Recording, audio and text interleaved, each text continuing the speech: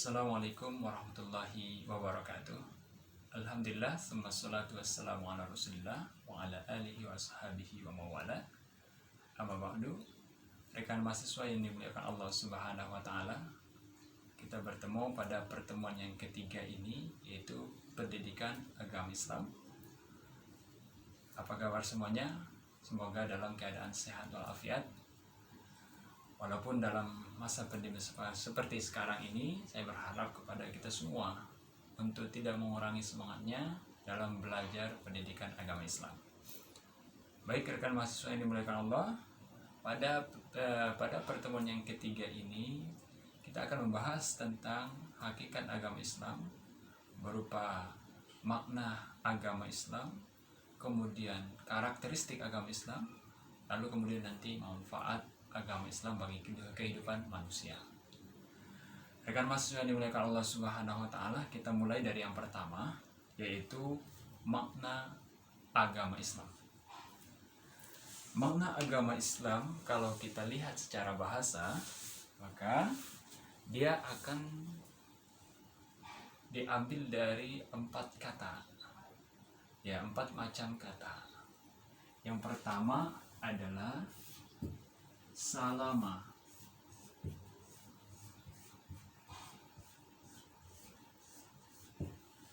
Salama ini artinya damai.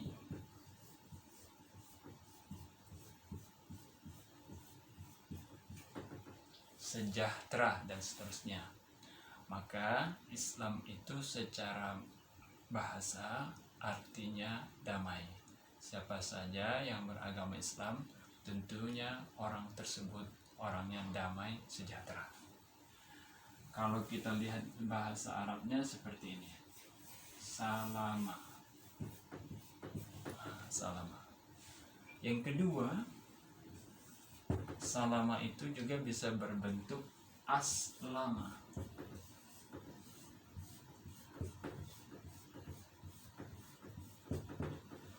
Namun jika berbentuk aslama, walaupun dia dari kata salama, maka artinya akan berbeda. Ini artinya menyerahkan diri. Menyerah. Aslama kalau di sini. Aslama. Artinya Islam itu secara bahasa menyerahkan diri kepada Allah Subhanahu wa taala, mengikuti segala perintah Allah dan menjauhi segala larangan Allah. Kemudian yang ketiga adalah istaslama.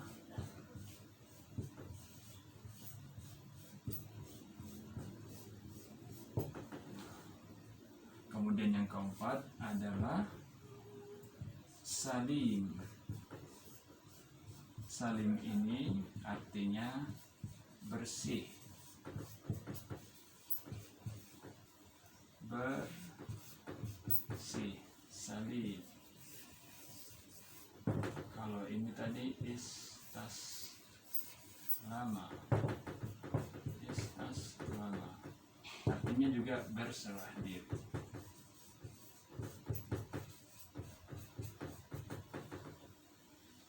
Kalau kita lihat dari segi bahasa, maka kata Islam itu sendiri ada yang kalau kita buat salama maka artinya damai. Kalau aslama maka artinya menyerahkan sepenuhnya diri kita kepada Allah Subhanahu wa taala. Begitu juga istaslama, begitu juga salim. Kalau salama ini dalam Al-Quran disebutkan fala tahinu wa tada'u ila silmi. Ila salmi. Ya. Janganlah kamu lemah dan minta damai, sal. Kemudian kalau kita lihat aslama, maka dia nanti di dalam Quran surah Ali Imran ayat 83, yaitu afa ghayra dinillahi yabghuna walahu aslama. Maka apakah mereka mencari agama lain dari agama Allah padahal kepadanya lah menyerahkan diri. Aslama. Kemudian di istaslama ini ada juga innallaha wa malaikatahu yusholluna 'alan nabi ya ayyuhalladzina amanu shollu 'alaihi wa sallimu taslima. Ini istaslama. Kemudian ada juga salim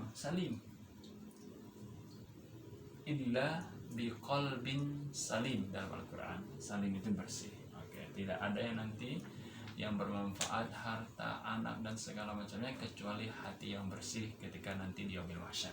Inilah sepintas atau sekilas tentang definisi daripada Islam secara bahasa. Jika kita lihat dari secara istilah di sini disebutkan bahwa Islam adalah agama yang diturunkan kepada Nabi Muhammad dan Rasul sebagai utusannya yang terakhir untuk menjadi pedoman bagi kehidupan manusia pada hingga akhir zaman. Ini diambil daripada bukunya Haji Abdul Qadir Subur. Judul bukunya adalah Tauhid Teologis. Itu secara makna, secara bahasa, dan secara istilah. Kemudian kalau kita masuk kepada karakteristik agama Islam. Karakteristik agama Islam itu bisa kita dapatkan dari berbagai sumber. Salah satunya bukunya Yusuf Qaradawi.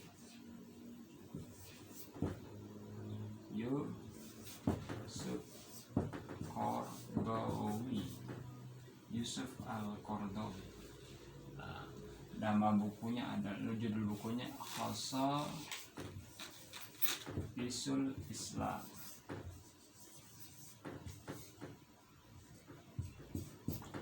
Ini nama bukunya, Khasa'isul Islam. Di dalam buku tersebut bisa kita lihat bahwa karakteristik yang menjadi ciri khas daripada agama Islam itu, karakternya adalah, yang pertama adalah Rabbaniyah, kemudian yang kedua Al-Insaniyah, ketiga Asyumuliyah, keempat adalah Al-Wasatiyah, yang kelima adalah Al-Waqi'iyah, dan yang keenam adalah Al-Wuduh, dan yang terakhir adalah Al-Jam'u Bainas Sabat wal Murun.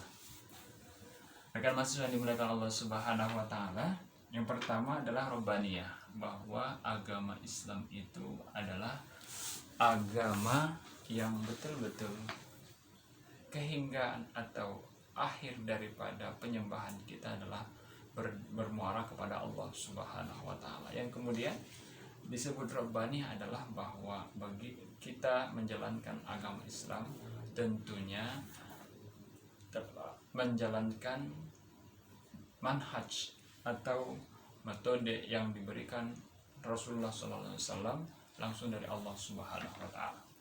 Kemudian Al-Insaniyah, agama Islam itu adalah agama Al-Insaniyah, artinya yang cocok bagi kehidupan manusia.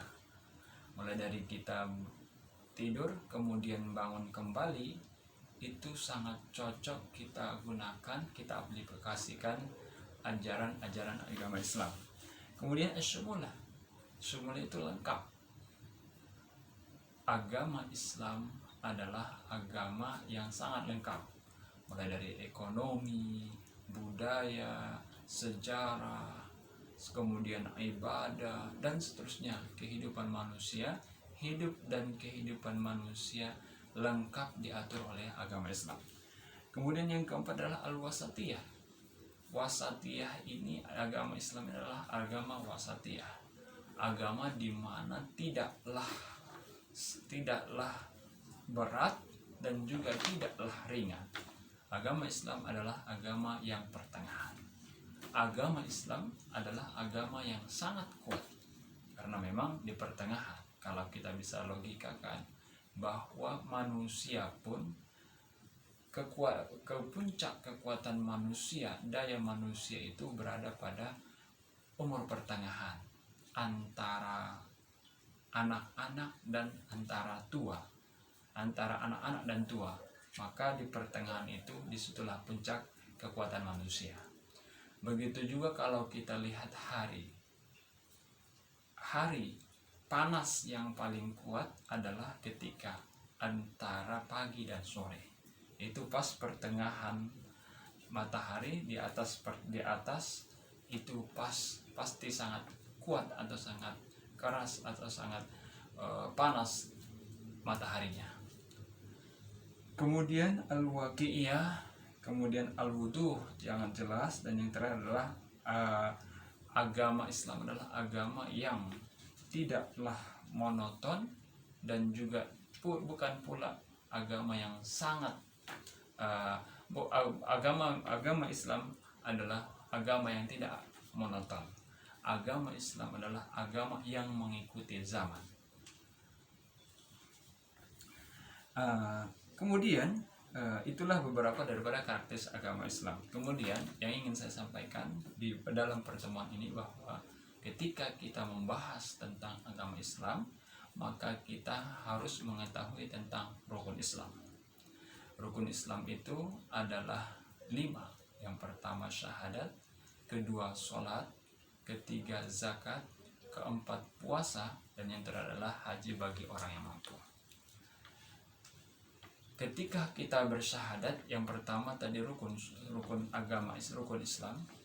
Ketika kita bersyahadat, maka kita harus pastikan seluruh tubuh kita ikut bersyahadat. Ketika kita melafalkan asyhadu an la ilaha illallah wa asyhadu anna muhammadar rasulullah, maka di saat itulah kita semua sudah harus semua anggota tubuh kita ikut bersyahadat. Kenapa demikian? Karena dengan mengikutkan seluruh anggota kita untuk bersyahadat, memaknai arti daripada syahadat itu, maka dengan sendirinya kita tidak akan berani untuk bermaksiat kepada Allah. Kaki kita akan terjaga dari melangkahkan kaki untuk maksiat, karena kita pernah dan mengikrarkan syahadat. Kemudian kita tidak akan berani memperlihatkan aurat kita. Seperti misalnya perempuan tidak akan berani memperlihatkan betisnya, karena dia sudah mengikrarkan syahadat asyhadu an la ilaha illallah wa asyhadu anna rasulullah. Begitu juga aurat yang lain, tentu dia tidak berani mengeluarkan, tentu dia tidak berani memperlihatkan auratnya. Kemudian juga seperti pencuri, maka apabila seorang Islam yang sudah bersyahadat betul-betul mengikrarkan syahadatnya asyhadu an la ilaha illallah wa asyhadu anna muhammadar rasulullah, maka tangannya secara otomatis tidak akan berani untuk mengambil yang bukan haknya, apalagi merampas hak orang lain. Rekan mahasiswa yang dimuliakan Allah Subhanahu wa taala, kira-kira demikian pertemuan kita pada pertemuan ketiga ini tentang hakikat agama Islam. Bagi siapa yang ingin bertanya, dipersilakan bertanya di bawah ini, di bawah video ini, yaitu pada kolom komentar. Segala bentuk pertanyaan dari rekan mahasiswa akan kami lihat, lalu kemudian kami bahas, lalu kemudian akan kami posting di laman komentar tersebut. Demikian, semoga apa yang kita pelajari pada pertemuan kali ini semakin memberikan wawasan kepada kita para mahasiswa bahwa hakikat agama Islam betul-betul kita pahami agar dapat memperkuat keimanan kita, dapat lebih merasakan cinta kita kepada agama kita sendiri, karena kita semakin hari semakin mengenal tentang agama kita, yaitu agama Islam. Demikian, billahi taufiq. Assalamualaikum warahmatullahi wabarakatuh.